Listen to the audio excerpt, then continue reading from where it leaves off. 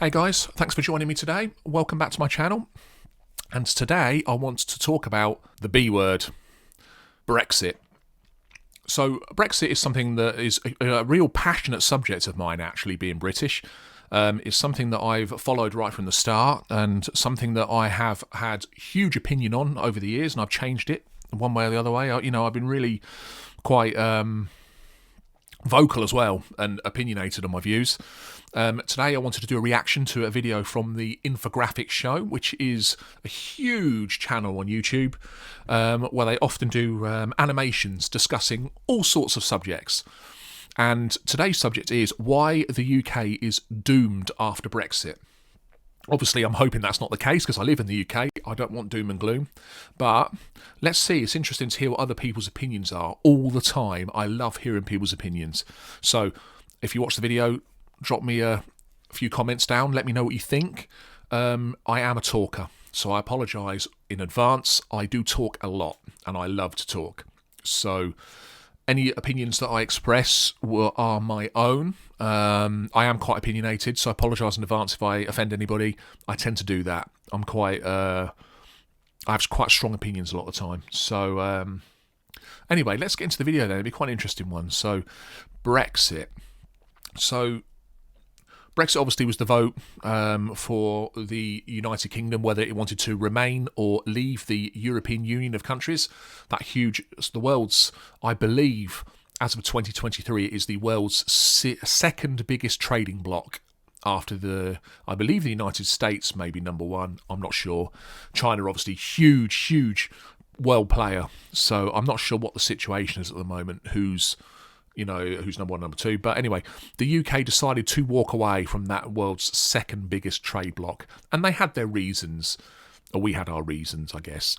It's a very divisive subject. Even in the UK, you'll always see people what Remainers, which are the people that wanted to remain in the European Union, and you've got the Brexiteers, or the Leavers. They wanted to leave the European Union, and they often had slogans like take our control of our borders, take our country back, and all this kind of stuff. So anyway, just for transparency, I voted for Brexit. So I voted to leave the European Union back in when that vote happened. I think it was 2016. It took a while to implement because obviously when you have two countries, two partnerships that are so intertwined, or a country and a continent, they're intertwined. They have the same rules, and it takes a long time to uncouple everything. So, it didn't really start formally properly happening until 2019, I think it was. And even then, 2020 was when the real impact happened. And funnily enough, it was coincidental because COVID hit at the exact same time almost. So in the UK, we had a double whammy. We had that COVID and then we had Brexit on top. So to say that the UK has done well is not true. It's done pretty badly. But anyway, let's get into the video and let's see what the Infographics Show have to say. 3rd, 2016. The referendum on European Union membership has been voted on and Brexit has passed. The United Kingdom will be leaving the EU and its supporters are ecstatic. But be careful what you wish for because Brexit might have long-term devastating consequences for the United Kingdom's stability. In fact, could it lead to the end of one of the world's oldest democracies? Here's how Brexit could wind up destroying the United Kingdom. So just for clarity, just in case anyone didn't know, in terms of democracy, the UK is what we call a constitutional monarchy, which means that we do have a monarch, a reigning monarch, obviously King Charles III. We also have a democratically elected government. The democratically elected government are the ones that pass legislation, acts on the legislation, etc. Technically, everything is signed off by the king. And technically, the king can veto certain laws, or I don't know what the correct term is. And to say that they haven't would be a lie. I know that the Queen, certainly Queen Elizabeth II has. Obviously, I'm not sure about Charles III, how many times he's done it. There was a lot of time to debate the consequences of Brexit, and many people tried to stop it in its tracks, including an attempt to topple the Prime Minister that nearly led to an unlikely coalition with a controversial Labour leader. But in the end, the UK left the EU on January 31st, 2020, about 2 months before the world got completely turned upside down by a pandemic, lockdowns, and everything else associated with 2020. So So that makes separating Brexit's consequences from the effects of everything else a little tricky. But there have definitely been consequences. The main goal of Brexit was to gain back that can-do, self-sufficient British spirit that got the country through the wars. And while some might argue that it's worked, it also meant cutting Britain off from a much larger network of support. The EU is made up of 27 countries, all of which have an agreement that allows free travel between member states, as well as favorable trade terms, and the UK is now outside looking in. It might have seemed like a great idea at first, but it wouldn't be long before the UK started feeling the negative effects. And almost 3 years in, the consequences keep building. For one thing, the UK has seen a significant increase in labor shortages. This is because many foreign workers fill jobs around the EU, and after Brexit, they now have to get permission to work in the UK. Absolutely right, actually. Absolutely right. The first huge impact, I would say, that we noticed from Brexit was exactly that, labour shortages. In 2020, at the beginning of 2020, and as I say, because it really was bad timing with COVID, what happened was lorry drivers were the first thing we noticed. Because obviously with shops and supermarkets, lorry drivers are taking those goods that we buy and pay for, and they're shipping them all around the UK. And what people didn't know, or at least I think a lot of people didn't know, I certainly never knew it, was just how many of those lorry drivers came from the European Union to work in the UK. There were a lot of them. And I never knew that we had a shortage of lorry drivers in the UK. And there's an ageing lorry driver population, which I never knew. Most lorry drivers in the UK at that point, I think, were like 50s plus. So they were coming up for retirement. So what was happening is there were a lot of European lorry drivers that came over to the UK, and I believe the number, and I could have been wrong, was about 16,000 lorry drivers left. I think it was somewhere around that number when the UK left the European Union, because what it meant was you no longer had a legal right to work in the UK. You could, that's not to say you couldn't, you could, but you had to do a lot of paperwork. And I don't know what the paperwork was. There were a lot of stipulations you had to abide by, and I think I'm right in saying you may have had to live in the UK. I don't know. I'm not entirely sure on that one. But anyway, what I do know is these barriers were so high that these European drivers had to go back to Europe. And of course, that led to stock shortages all over on the shelves. It was like the supermarkets, like a locust had hit them. They were empty. And it wasn't just because of COVID, because even when things stabilised, the toilet roll shortage of 2020 will be something we all remember. People were stockpiling on toilet rolls, wasn't they? It was crazy. And for example, I remember hearing about it from some of my Australian friends way about a month before it happened in the UK, or 2 or 3 weeks at least, where they were talking about toilet rolls, and I was thinking, what? It was like we would go for periods of weeks where certain stock items were unavailable. Like flour, or something that seemed fairly routine was just gone off the shelves, empty shelves. And it took a long time for the supply chains to sort themselves out. Now they are a lot better. They're still not right, but they're a lot better than they were. But yeah, it was like this sudden huge labour force had gone from the UK. We never expected it. At least a lot of the people I know didn't. And yeah, it was crazy how it affected us all. Getting a work visa can be time-consuming, and what makes more sense, applying to work in one country or working to apply in a network of 27 countries? And that cannot be understated, and it's something that I think Brits underestimated. Was there's certainly this level of importance where, well, people will surely want to work in our country, therefore they'll do it. But as the guy just said, then you've got 26 other countries versus one. Which one are you going to go with? Obviously, you're going to go with the 26. It's just common sense. You know what I mean? It is, isn't it? It's just money talks. It's all about money, isn't it? And it goes two ways, the Brexit argument. I heard people argue saying they'll have to deal with us because of money. People won't just cut out the UK. But I heard the opposite, where people say, well, but you're going to go to the European Union because there's more people there, more market, more companies, more money. So I don't know. Makes the UK a distant second choice for those looking to work in Europe. This has led to vacancies at the local pub. Horrors. But it's also led to many job openings in critical fields like healthcare, because the foreign nationals just aren't coming. And that plays a key role in another critical area. It's easy to make jokes about British food. Mushy peas, pudding made from blood, but Britain does have a thriving agricultural sector. To be fair, yeah, mushy peas, yeah. I mean, I can't stand it personally. Funny how that guy looks like Prince Harry, isn't it? Or sorry, Duke Harry, sorry.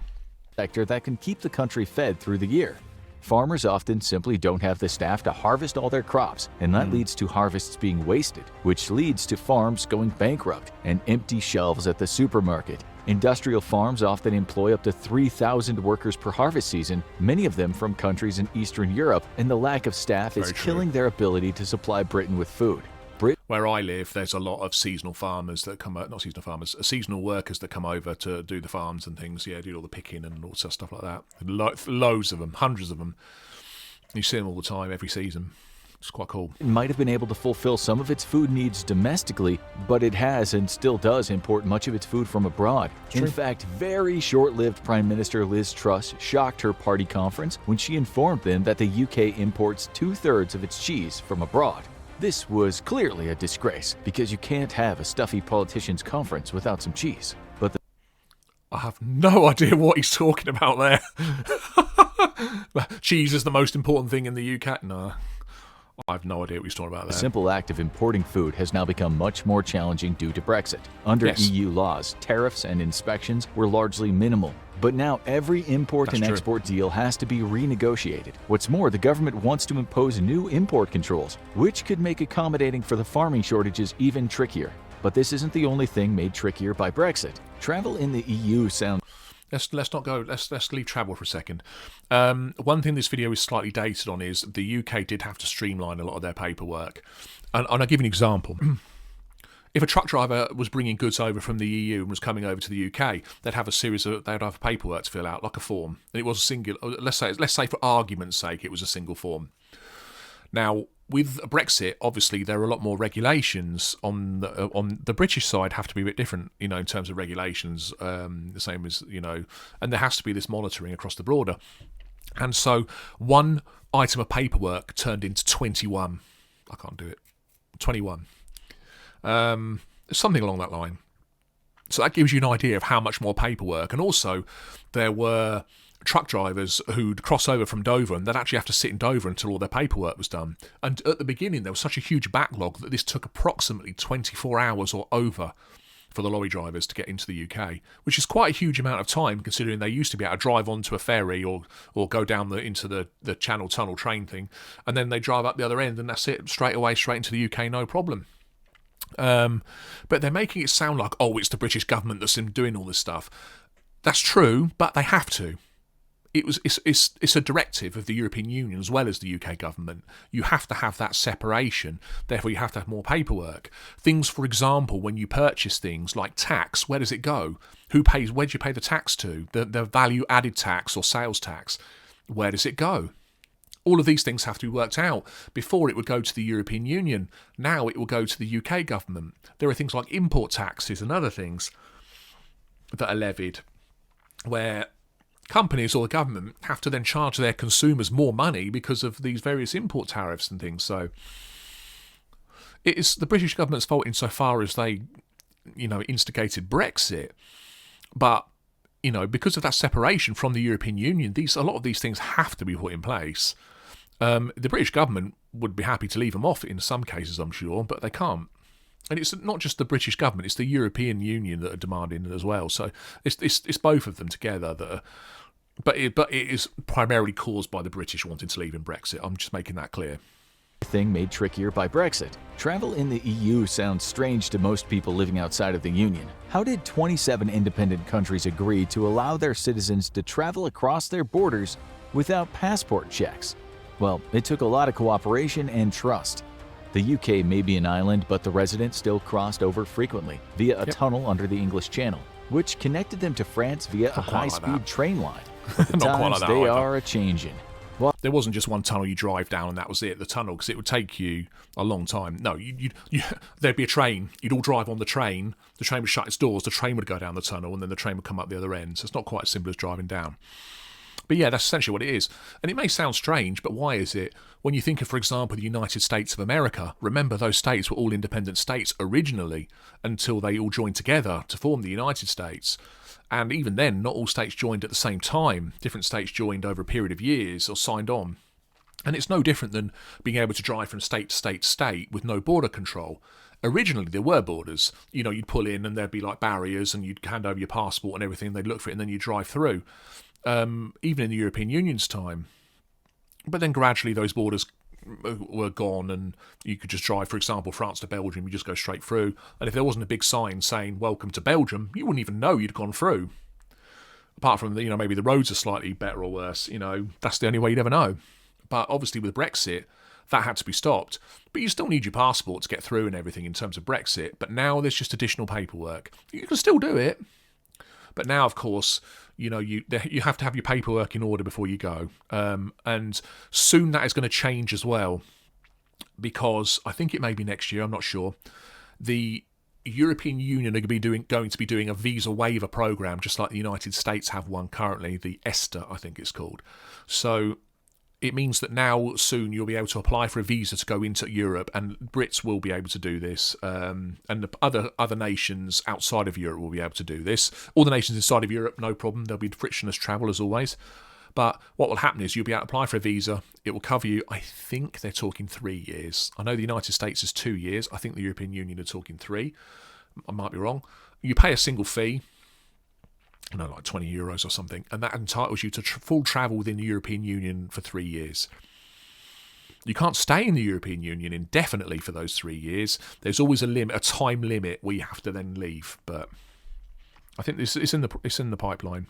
While the UK and the EU have maintained freedom of travel between the two, they are still allies and members of NATO after all. They're now considered different countries, and that means anyone who crosses across the English Channel via train should bring their passport and be prepared for more security checks. A minor complication, but one that could still put the damper on a vacation if a key document gets left behind. And Definitely. if Brexit has brought Definitely. about one thing, it's lines. Brexit seems to have meant more bureaucracy, more documents, and more delays, That's what I said, yeah. just about everywhere. This is the most common at the borders, and nowhere was it more obvious than in July 2022, when those trying to enter the country via the port of Dover found themselves waiting and waiting and waiting. While conservative politicians originally said there would be no major delays, the simple act of requiring passport checks soon snowballed into massive 6-hour waits. And it wasn't just at British ports. Suddenly, all those quick check lines that allowed British visitors to just sail through European passport checks were no more. And all ports around the European Union found themselves facing major delays as they had to check that British tourists were there legally and had plans to return. Again, not quite right. So just to be clear, in European Union countries, there was always 2 lines or 2 separate areas. EU citizens, non-EU citizens. That was always the case. That has not changed since Brexit. And what would happen is, if, let's say, you wanted to come over from, say, like Nigeria to the UK, and whilst it was in the European Union, you would have to cross through the non-EU national line. And there were several gates, the same as there are several gates of the EU lines. So it's not like British travellers were holding up Europeans by being in their same queue, and then they'd have to take longer to check. That's not strictly true. And I just think it's an honest mistake by the video. I just don't think that they knew that, because the narrator, I'm guessing they're American, I don't know, or Canadian possibly, judging by the accent of the narrator. But no, there are always 2 separate lines. But what would happen is that if you're in the European Union, you're going to get more people coming from the European Union than you are internationally, possibly. So you're going to man those European Union lines a lot more than you're going to man a line that's purely for other people outside of the European Union. And that only makes sense. It's only natural. So, yeah, they're going to be long lines because there may well be fewer staff on those lines, but also those lines they've got to check all their paperwork and stuff. But it's not like the European Union were penalising the UK. It's the same for everyone in the world going into the European Union. If an American was going into the European Union, it would be exactly the same as it will be in the UK. You've got to make sure you've got to get your right documentation. And I ask you, how is that different from going anywhere else in the world? If you went to the United States, you've got to have your visa, your green card, you've got to have your passport, and they may ask you additional questions such as, what funds do you have in your bank account? Where are you intending on staying? And you may have to supply the address. It's no different than what's happening in Europe. But yes, of course, those lines are going to take longer because you've got to supply that extra paperwork and make sure you've got it. That makes sense, doesn't it? And so the European Union aren't punishing the UK, they're just making them the same. But with currently in the UK, before in the UK, we'd always have the same passport. Europeans have the same passport. So I got my passport. This is a European passport. Now I got this passport in 2015, which means it's still valid until 2025 because all EU passports are valid for 10 years. And so even though this is an EU passport, I can't walk through the EU line anymore because I'm not a member of the EU. I'm a member of the United Kingdom. So I have to go through that. So that's one change that's now different.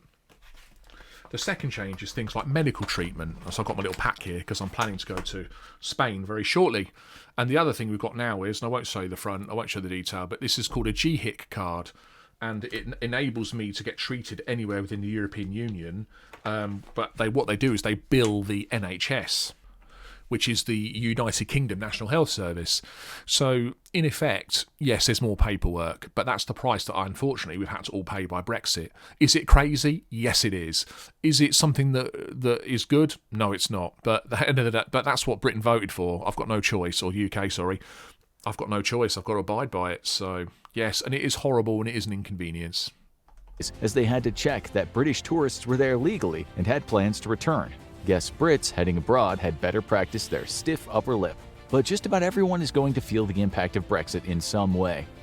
So one thing I also wanted to add as well is, because I'm older, I remember what it was like to travel to different countries before all the European Union loveliness. So I remember sitting in airports in really hot conditions for 2 hours sitting on a case. I remember it well, and it was not fun. It's not just food-related imports and exports that have taken a big hit. In the first year after Brexit, it was estimated that exports to Europe fell by around 14%. It was partially due to COVID, but the impact has continued to be felt, and a big part of that is the increased fees, security, and paperwork that everyone has to deal with. That includes countless small businesses which have found it more expensive than ever to send their goods abroad. That's true. You can't lie about it. You can't compete. It's true. Why would they spend more money why would you pay 15-16% or whatever it is more money? In particular, I noticed things like Etsy suffered quite badly from it. I knew a crafter, for example, in Finland, and a lot of her custom was to people in the UK. And unfortunately, because of that huge markup and that huge price cost, it just wasn't worth it for her to do that. And yeah, it's definitely a huge drawback for since Brexit, for sure. Many long-time small businesses might decide to close their doors rather than try to compete in this brave new market, and will likely be replaced with either locally focused businesses or more likely multinational chains that are used to navigating the bureaucracy. And that has meant lasting issues for the economy. Part of the appeal of Brexit was that the United Kingdom could move away from the EU's costly fees and sharing arrangements, which were meant to boost the welfare of poorer countries with the help of wealthier ones like Britain and France. Yeah, so I understand what he's talking about there is, in the European Union, you have two types of country generally. You have a net contributor and a net, I forget what the other term is now. Oh, God. Not net withdrawer. I can't think of the other term. Sorry, I can't think of the other term. Yeah, and certain countries would, for example, draw money out of the European Union than they would give into it, and vice versa. So the UK, France and Germany obviously would be classed as net contributors, which meant that they pay more money into the European Union to subsidise other countries. But it's not strictly true to say that the UK, it was totally unfair to the UK. The UK did get negotiated rebates. I think Margaret Thatcher had a hand in that in the 1980s, because she was very pro-European Union in the 70s, like 73, 74, when it was the EC, the Economic Community. But when it became the European Union, it was changing. By about 1986, 87, she completely soured and changed her mind. And certain countries are the opposite, where they've taken more from the EU, and they withdraw more money. And it might be for several reasons. It might be that they don't have a high GDP at that particular point in time. Perhaps they've got lower population. There can be all sorts of reasons for it. A prime example was Ireland. Ireland was a net receiver, I don't know what you'd call it, at one point. But now they are a net contributor. So it's living proof it does work. Ireland is a proof positive that the European Union works in that respect, because they've improved their economy to the level where they had to withdraw from the European Union quite a lot of funds in order to build up their infrastructure. But now they're a net contributor, and now helping other countries, newer countries that are coming in.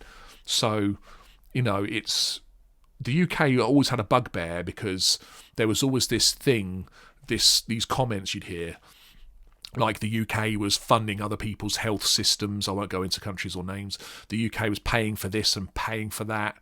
It's partially true, partially not true, partially true.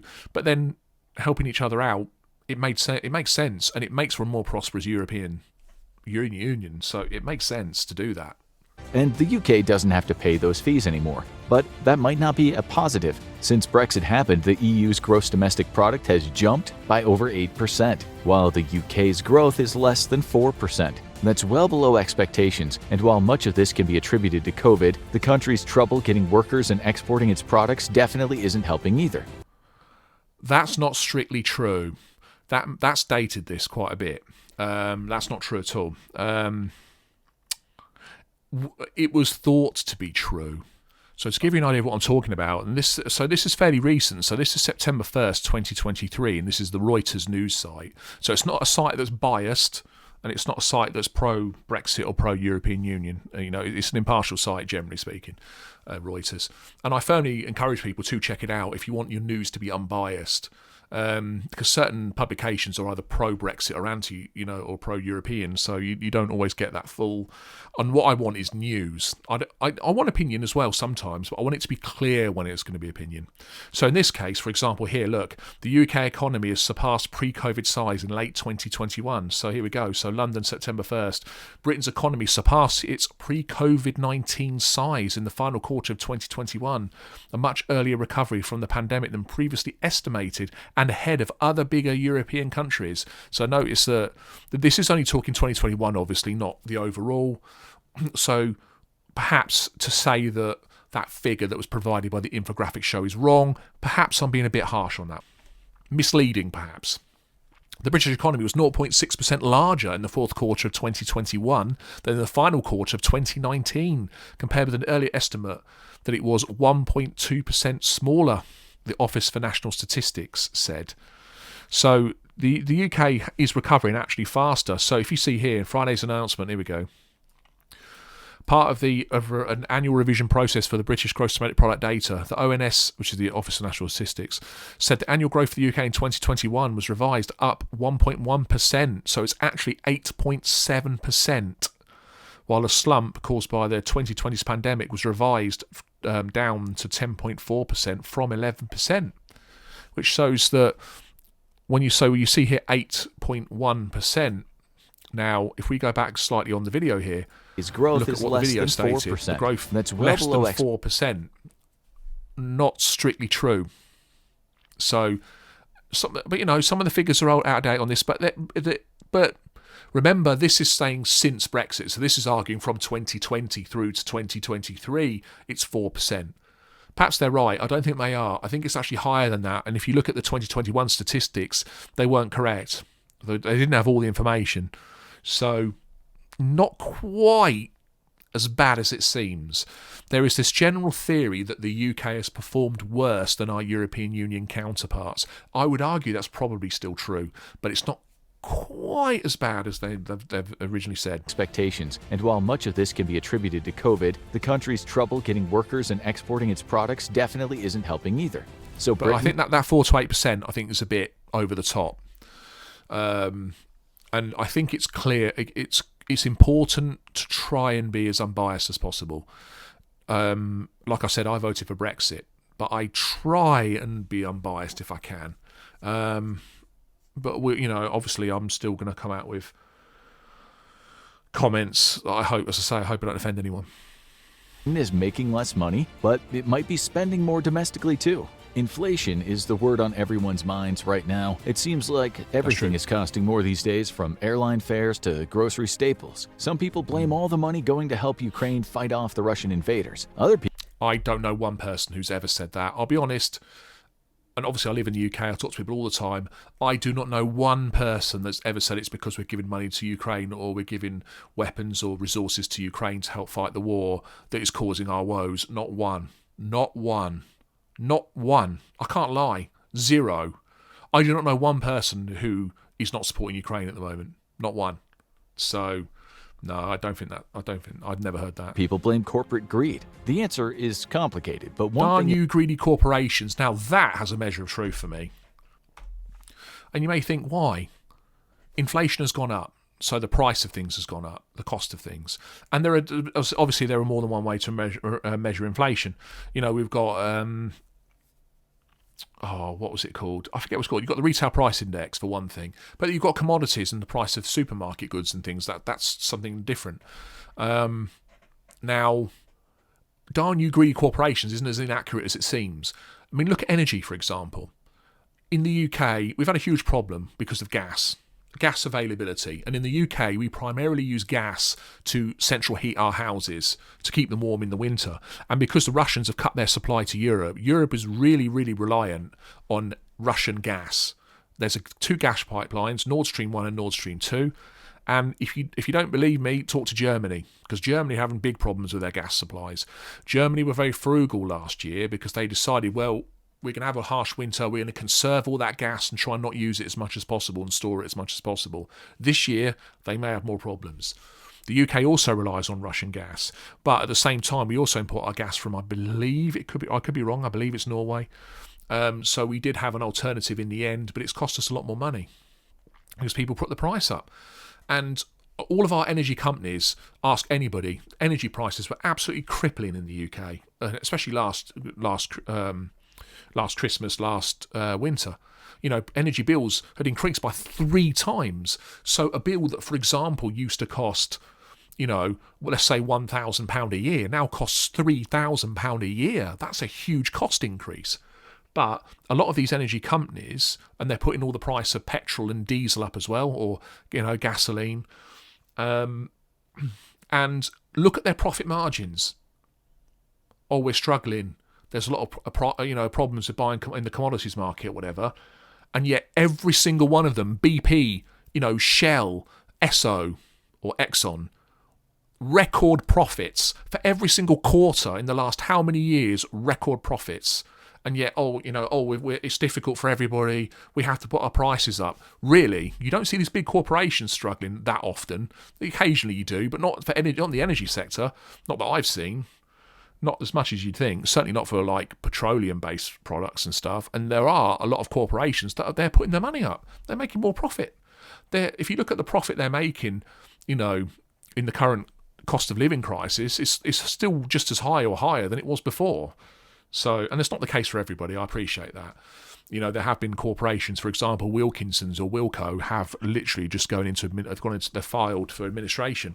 So it's not everyone is in the same boat. So, but there are a lot of corporations that are making a lot of good money at the moment, even though there's a cost of living crisis. Sure, inflation isn't the same in every country, and Britain is having a much worse time than the average EU member. It uses the British pound rather than the euro, keeping its own currency even when it was in the EU. And now the pound is weakening significantly. Inflation in the eurozone seems to be starting to improve, but that's not helping the United Kingdom. And the ongoing supply chain issues and labor problems certainly aren't helping investors feel more confident in the country's future. But Brexit isn't just detrimental to Britain's economy, it's damaging its culture. I think that's true, actually. And there's a key to remember the difference between there's interest rates and inflation. Interest rates are coming down because of what the governor of the Bank of England, Andrew Bailey, and what the government are doing. But inflation, it's still coming down, but it's not. Was it coming down or going up? I can't remember at the current rate. I mean, let's have a look. What's the current rate of inflation at the moment? Consumer price. Let's discuss differences then. So, consumer price index, the annual inflation rate for household water, electricity, gas, and other fuels is 6.8% in July of 2023, down from a peak of 26.7% in January of this year. So it's gone down hugely. So if you look at the consumer price index, it's gone down from 26% or 27% down to 7%. Huge decrease, of course. And it was 12% in June, so it's gone down quite a lot. So that's the consumer price index. So you're looking at the inflation over the year now; it's about 6.8%. So it is going down, but if you look at the United States, I believe it's 4% or somewhere around there, and in the European Union, it's a bit in between. So you can see that because of Brexit, or at least seemingly Brexit has something to do with it. The UK's inflation is definitely higher. The United Kingdom is a major hub for tourism, coming in 10th place by number of arrivals and 5th by tourism revenue, boosted by a number of factors. It's one of the closest international destinations that speaks English for Americans to visit if they don't want to learn another language. It also has no shortage of tourist attractions, ranging from Big Ben and Windsor Castle, home of the royal family, to more modern attractions like the Alton Towers theme park. It even has legendary historical sites like Stonehenge. But will the tourists keep coming? American tourists are likely to keep coming, as their situation hasn't really changed. Although the increased cost for flights might cause some to decide Canada is a better international destination instead. But as for EU tourists, they might want to go to Britain. But then they look at all the requirements and might think that the Colosseum in Rome or the Eiffel Tower might make a little more sense. While tourism revenue is still in complete flux right now due to the pandemic, it's only starting to recover, and no one is sure if Britain's overall economy will ever fully recover. But tourism isn't just fun and games. For some people, it's their livelihood. I think it probably will fully recover eventually. Because the thing is, you diversify into other things. If you know that you can't succeed where you've succeeded in the past, like, for example, the UK could transition even more to services than it has done in the past. So it's possible it will thrive under Brexit. It'll have to move to something different, to different areas, if you like, I guess. It's a time-honored tradition for the performing arts, the traveling showman. It dates back to the bards of the Middle Ages, who would travel from town to town singing their songs and hoping for tips from the populace. And not to anger the local authorities, today the country roads have been replaced with vans of traveling musicians searching for the next gig. And for British musicians, those gigs just got a lot harder. Now going on tour means dealing with a seemingly never-ending array of bureaucracy. That's true. I've heard that, actually. I can't remember what it was. There was an interview or something. This band was talking about touring in Europe, and it was so much harder for them. They were saying they can't really do it as much anymore. Not only do they have to apply for a visa to perform in the EU, they might have to deal with different regulations at every border, including searches that pose the risk of damaging their costly musical equipment. And it's created some big roadblocks for even the biggest British musicians. In the past, continental Europe was home to some of the biggest music festivals in the world. British musicians considered these festivals mainstays of their tours, but now the associated costs of heading to those festivals have caused many British artists to scale back their plans. The result? A near 50% decrease in British artists playing at EU festivals. This has not only affected the artists' bottom line and their opportunity to boost their profile, it's affected the quality of those festivals. Not only do the artists have to deal with the added bureaucracy at the borders, but they have to pay a different tax rate for each country they visit. It's almost enough for a struggling musician to take Dad's advice, give up the guitar, and get a decent job at the fish factory. Oh, about that fish factory. Back in the early days of the campaign for Brexit, one group was louder than the others, the fishermen. They were tired of EU regulations on fishing, which gave other countries access to rich British fishing waters and required the workers on the sea to abide by European rules on sustainability and other quotas. That's true, yeah, because basically, European fish industries meant that you could fish in anyone's territorial water, effectively. You have to be careful, because at certain times of the year there's the fish are breeding and you're not supposed to fish at those time periods, and it caused a lot of friction, especially between the UK and France. And I can't remember why now. I can't remember one country was fishing in the other country's territorial waters when the breeding was happening, and I can't remember exactly what was going on. And the British waters generally were quite a bit richer for certain types of fish, and I forget what it was all about. So the British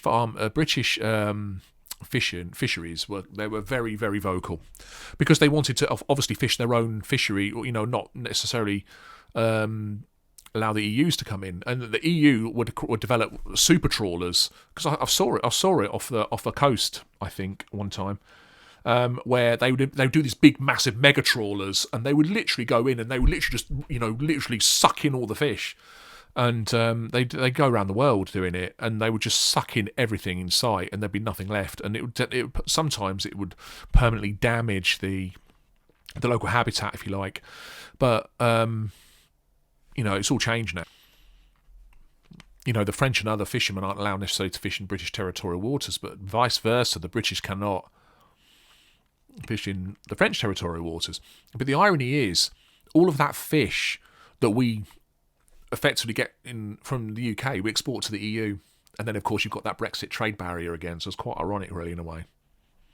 We're looking forward to Britain taking back the seas and giving their industry a new lease on life, and of course, making fish and chips, an iconic staple of British cuisine, cheaper than ever. Unfortunately, for those who enjoy their fish and chips, Brexit might have made their favorite dish more expensive. The final Brexit agreement divided up the fishing waters around the UK, which did not give British fishermen quite as much as they wanted. But there's been a much bigger consequence to the split, as That's not. It is true in its part. No, it was temporary, not forever.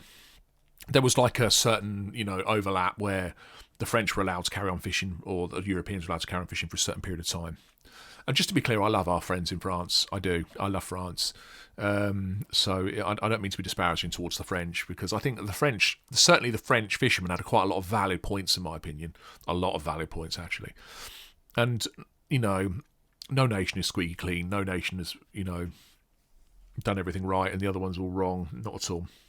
But the irony is, they talk about fish and chips. I believe most of our fish and chips is imported. I don't believe we capture and eat mainly our own fish and chips. I could be wrong. Don't hate me if I'm wrong. But I think that's the case. I think we do import most of it from Europe. Irony. fish and seafood exports have massively decreased to the EU, the costs of shipping are so high that the fishing companies often lose money on every shipment abroad. This means the catch is mostly for domestic use, which means less fish are needed. This has led to fishing companies scaling back their business, and many fishermen are looking for a more profitable line of work with greater stability. So maybe it's time to go back to school. Brexit has caused a lot of damage to the UK's educational sector as well, particularly its universities. The population of foreign students has decreased, and the number of British students allowed to study abroad has dropped as well. This is all due to the border issue, but the bigger problem might be invisible. Research programs between universities are the backbone of the educational world, and the difficulty of traveling from one country to another has made many specialists from abroad hesitant to work with the British universities on long-term projects. It's not just that. There's also an EU funding, which is given to universities, given to research grants and things like that. The UK are now frozen out of that huge funding resource pool because of Brexit. This mainly means research projects could be cancelled or delayed. British universities could see a brain drain, and future students could see fewer opportunities for growth. But a much bigger problem might be brewing because the United Kingdom isn't so united anymore. The United Kingdom is composed of 4 distinct regions. England at the heart of the Big Island, Scotland to the north, Wales on the west coast, and Northern Ireland up atop Britain's longtime rival, Ireland. Yeah, and there are others you could include, like Gibraltar. You can include the Falkland Islands, but they are a lot smaller, but they are very vocal and they're very and we love them, and they are a part of our United Kingdom as well. And there are other places too. But yeah, these are the main four countries, I guess, the largest 4 countries, should we say, in terms of population. But the population isn't certainly equal. Like the English population, I forget now. Scotland's about 5 million. So I think England maybe, I don't even know, 55 million, 60 million maybe, I'm not sure. All 4 regions have their own distinct culture, dialect, traditions, and an intense sense of local pride. Independence movements exist in all 4. Scottish independence narrowly failed a few years before Brexit, and Welsh independence movements are quieter but still prominent. As for Northern Ireland, while it's still majority Protestant and not exactly in sync with the rest of Ireland, more of its citizens are considering the possibility of a united Ireland as the Troubles fade into history. That's something that I think is quite interesting. I did a video on that previously. Well, not a video on the actual island, Northern Ireland and Southern Ireland, but a reaction video to an Irish young lady reacting on the Queen, I think it was. But Northern Ireland and Southern Ireland is an interesting one. Certainly it's changed a lot. Certainly their political structure, I think, has changed even more recently, because I think now I'm right in saying that there's not a Protestant majority in their parliament anymore. I think it's Sinn Féin is the largest party now, I think. I might be wrong on that, and I probably am. I've got so many Irish facts wrong in my last video, I couldn't even begin to tell you. So apologies to everyone.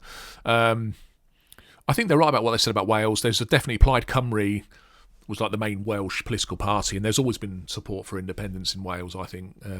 Not as huge as it was in Scotland. And I think there's been so many changes since then. I think Scotland was 2014.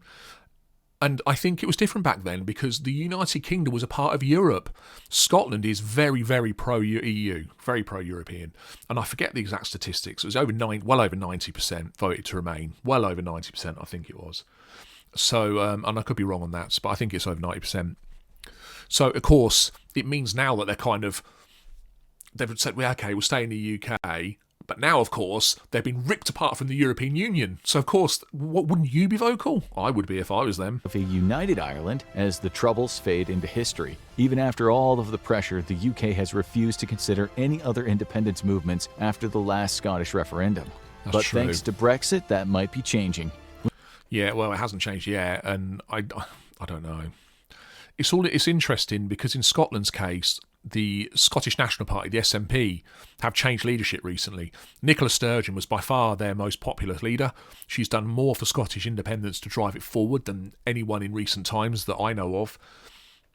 Very strong lady, very strong leader. And yeah, she did quite a lot. And since then, I think the movement has lost some momentum, but it's still there. And the Scottish are vocal. And there are a lot of Scottish that want to leave the UK. And I didn't agree with the British government at all. I thought there should have been another Scottish referendum.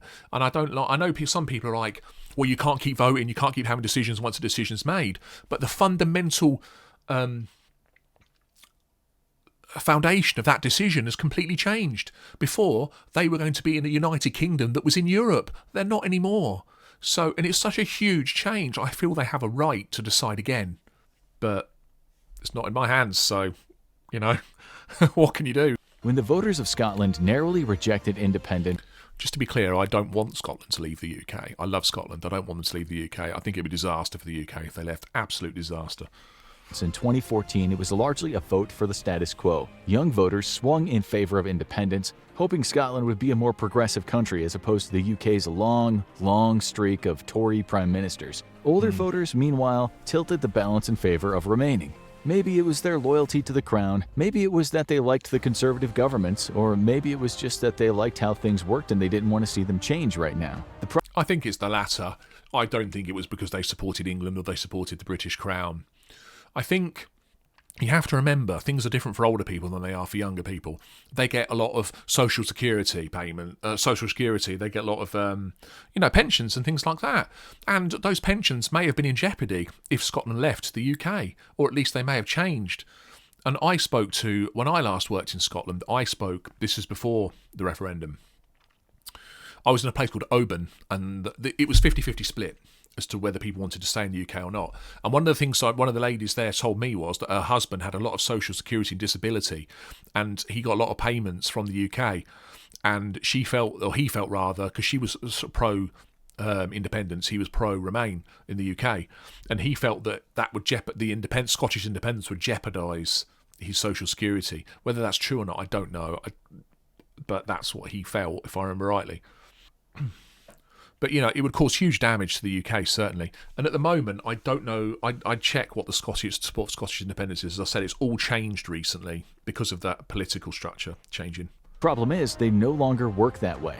When the UK left the European Union, so went all the privileges of membership. Whether the Scottish people voted for them or not, Scotland voted overwhelmingly to remain by a 62-38 margin, but were outvoted in the end, and many now wonder if an independent Scotland could apply to rejoin the European Union. So at the moment, as of August 2023, the current polling in Scotland of Scottish adults, 52% of Scottish adults would not support Scotland leaving the UK, 48% would. So that's a huge difference compared to when Nicola Sturgeon was running the Scottish National Party. So there's definitely a huge change going on at the moment. Whether it will swing back, who knows? Possibly. But the odds are that the EU leadership would be sympathetic to them and consider them for membership quickly. Polls now show that support for a second Scottish referendum on independence has skyrocketed and would likely pass this time. So as I said, that's changed, remember. This is an older video. It's about 5-6 months old. The Scottish National Party has completely changed its leadership since then. The government has refused to allow it, but it's not clear how long they can hold out. And it's not the only country in the UK getting increasingly agitated. What the British government did was it went to this Supreme Judges, the American equivalent of the Supreme Court, And it was voted on by judges, and the judges voted that it would be unlawful for Scotland to call a Scottish independence referendum independently of the UK government, I think. And so it didn't go ahead anyway. And as I say, now I'm not sure what's going to happen. The vote was a mixed bag in Wales, with most counties narrowly voting to leave, but several major coastal counties voting to remain. The margin was close, 52 to 47 to leave. The Welsh independence movement has always been the quietest of the three, but its supporters are gaining momentum, and recent polls showed support has risen to over 40%. A Welsh independence movement would be an underdog right now, but if Scotland successfully gains independence, it might energize the supporters even more, and more referendums come down to turnout and enthusiasm. To be honest, I would put more money on Northern Ireland, possibly, than Wales, maybe. I'm not sure.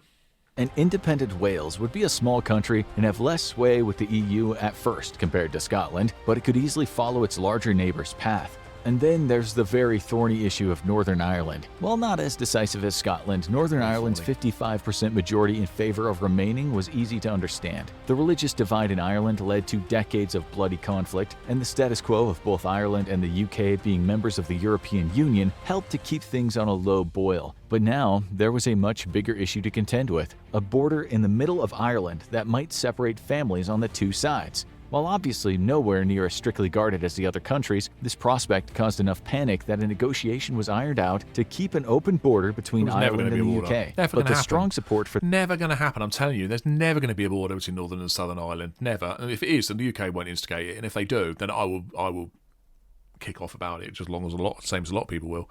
I don't think there'll ever be a border. The EU in Northern Ireland has led to many moderates in the region wondering if the time was right to open the issue of reuniting the two countries, with a 2022 poll showing a slim margin in favor of reuniting within 20 years. Will all these happen? Unlikely, but they could, and the results would be catastrophic for England. An image of the Brexit vote results showed that England was largely on its own in its strong support for leaving. That means I think any way you look at it, it's rough times ahead for England. I think England is really going to suffer soon. If they have, well, yeah, I think they are. Definitely, for a multitude of reasons. But I think England's pain is going to be a lot soon. The majority of the UK's land space was strongly against the decision England made, and all of them are considering breaking away. If independence movements took off, England could find itself losing half of its land space, many of its resources, and much of its global prestige. All three nations would likely seek to join the EU. England would lose access to Ireland and would have to negotiate with other countries for imports of the goods it used to own. It would be a massive black eye for the country that used to rule much of the world, not even being able to hold on to its own constituent countries, which raises a question. I don't think so. I think that's not quite right. I think the biggest problem is, I think the problem's even bigger than that, actually. I don't think it's the problem of, the UK can't hold on. It's not holding on. The UK is a partnership. There's no holding on. There shouldn't be anyone being subjected to anything they don't want to be, if you know what I mean. The England has a bigger problem than that insofar as it's more, we're losing friends and family. We're losing, well, at least that's the way I see it. Maybe that's not true. Maybe not everyone sees it that way. But there's also, land is true. There's a lot of land. Scotland in particular is like, for example, think of Scotland. What does Scotland... Scotland contributes a hell of a lot to the UK, shall we say. A hell of a lot. And it would be an immeasurable loss for them to leave. England would really... It would be a huge problem for England, let's face it. I mean, look at, for example... renewable energy. Renewable energy is in Scotland all over the place. There are renewable sites all in the Highlands, all off the coasts, all sorts of things like that. There's all the nuclear deterrent, which, Faslane, all the nuclear submarine deterrent is all in Scotland. There is no location really in England that is suitable for our nuclear deterrent. Portsmouth is one that's been suggested, but can you imagine nuclear submarines being held in a huge, heavy population centre in like Portsmouth Harbour? Never going to happen in a million years. You've got the cost of effectively diverging the armed forces, not the NHS. There is certain divide between the Scottish NHS, I think, and the British NHS. I think I could be wrong, but yeah, you've got to separate things. You've got to separate all the social security element. There's a lot of jobs in Scotland for the British social security. They'd all have to be separated out. Scotland would have to be given their share of the armed forces, their share of the nuclear deterrent, their share of whatever else. It's all going to have to be divvied up and separated, and that costs billions and billions and billions. Way more than COVID ever cost us. Trust me, billions. And then, then you've got a border. You're going to have border controls. That's going to cost a lot. And Scotland, a lot of the ports and a lot of those goods that come in from England. So it's detrimental to Scotland as well. We share a lot of trade, a lot of common interests, common goals. It's going to be very difficult to separate those out. I'm not saying they shouldn't be. If Scotland wants to go, they should be able to go. But at the same time, as an English person or a British person, I would be very sorry to see that, But some things you just don't have any control over. We'll see what happens, won't we? We'll have to see what happens. To say some people in the UK have buyer's remorse over the whole Brexit thing would be putting it lightly. They lost a lot more than they expected, and the benefits that they were promised did not really manifest. While many have called for finding a way to halt the process, the ruling Tories were strongly in favor of moving ahead, and the current Labour leader at the time was Brexit ambivalent at best, being opposed to NATO. And once it went ahead, there was no going back. It looked like the Brexit status quo was here to stay, for the good or the bad. But there might be another route back. By October 2022, a poll showed that the Britons favored rejoining the EU by a whopping 14-point margin. And while the heavy favorite to be PM after the next election, Labour leader Keir Starmer, has not yet called for reversing Brexit, he's considered to be favourable toward the EU. That might mean the UK could eventually find a bipartisan agreement on the issue. But I don't think that's true.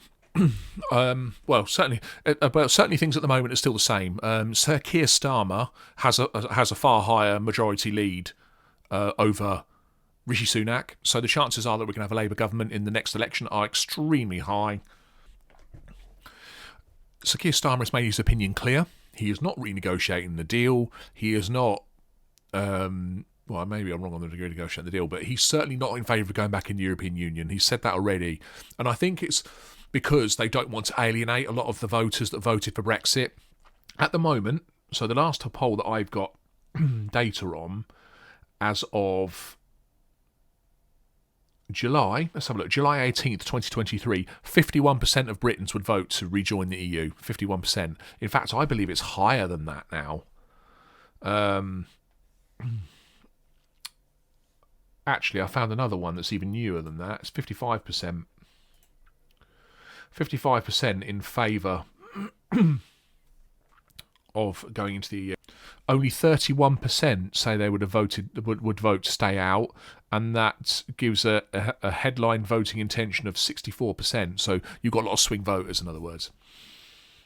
So the chances that if we would rejoin the EU, if the vote was held now, the answer would be yes. But it's not going to happen because neither of the leaders want to do that. So it's not going to happen. They might have to do it the hard way. No country has ever left the EU and then rejoined it, and there is no bylaw for takey-backsies. So the easiest way for the UK to get back in would be asking to rejoin and then going through the whole process of applying, having its application reviewed, and then approved or denied. It would likely be a multi-year process, and they're not the only ones asking to join.